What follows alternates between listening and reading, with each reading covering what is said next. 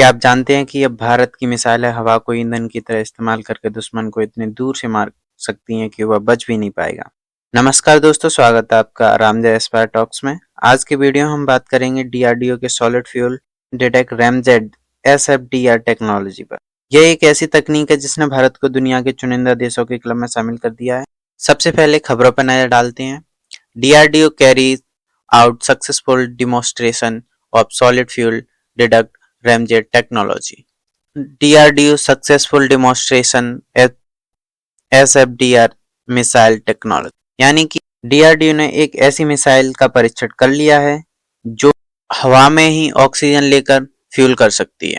3 फरवरी 2026 को DRDO ने SFDR तकनीक का सफल उड़ान परीक्षण किया। यह परीक्षण ओडिशा के चांदीपुरी इंटीग्रेटेड टेस्टिंग रेंज में हुआ।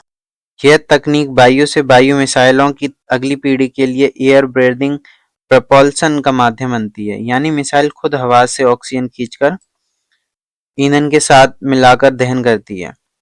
इससे ट्रेडिशनल रॉकेट की तुलना में ज्यादा स्पष्ट, तेज और लंबी दूरी तक मारक मिसाइलें बनाना संभव होता है। यानी कि यह टेस्ट कोई मामूली उपलब्धि नहीं, बल्कि भारत की रक्षा क्षमताओं को बड़ा कदम है। आइए जानते हैं ये काम कैसे करता है। सामान्यतः रॉकेट मोटर में ऑक्सीडाइजर और ईंधन दोनों मिसाइल के अंदर रहते हैं, लेकिन एसएफडीआर में ऑक्सीडाइजर की जरूरत नहीं होती। मिसाइल हवा से ऑक्सीजन खींचती है और अपनी ठोस ईंधन गैस से मर्जेट दहन करती है। इस तकनीक के प्रमुख चरण कुछ इस प्रकार हैं। सबसे पहले ग्राउंड बूस्टर मिसाइल को तेजी से हवा में पहुंचाता है। दूसरा नोजल लेस बूस्टर मिसाइल को उच्च गति तक पहुंचाता है। तीसरा एयर इनटेक हवा को इंजन में लाता है। चौथा सॉलिड फ्यूल एयर मिक्स उच्च गति बनाए रखने के लिए मददगार रहता है। एक मिसाइल जो शुरुआत में तेजी से उड़ जाती है, फिर हवा से ऑक्सीजन खींचकर लगातार शक्तिशाली दहन जारी रखती है। इसकी परफॉर्मेंस की बात करें तो एसएफडीआर तकनीक वाली मिसाइल सुपरसोनिक स्पीड से उड़ती हैं। इनकी गति लगभग 2 मैक से ऊपर होती है। इनकी रेंज लगभग 50 किलोमीटर से 340 किलोमीटर तक हो सकती है। मतलब यह विजुअल रेंज से बहुत दूर टारगेट को भेज सकती है।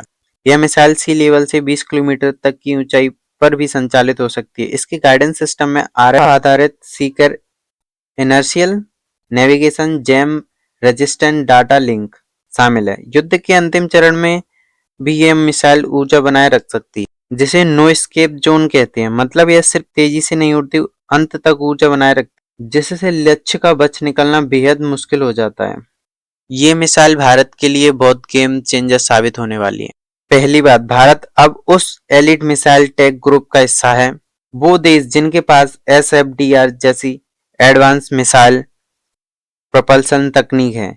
इसका सीधा प्रभाव एयर टू एयर कॉम्बैट में होता है। मिसाइलें दुश्मन विमानों तक बेहतर दूरी, त्वरित गति और सटीकता से पहुंच सकेगी। यह भविष्य की फर्स्ट लुक फर्स्ट किल क्षमता देगी, यानी दुश्मन को पहले देखो पहले मारो रणनीति पर काम करने वाली मिसाइल हो। सामान्यतः रूप से यह तकनीक आत्मनिर्भर रक्षा विकास को आगे बढ़ाती है और विदेशी निर्भरता को घटाती है, जिससे रक्षा तैयारियां सुरक्षित एवं आत्मनिर्भर बनती हैं। भविष्य में अब यह तकनीक केवल एक टेस्ट नहीं, यह भारत की लड़ाकू मिसाइल क्षमता को अगले स्तर पर ले जाने वाला कदम है।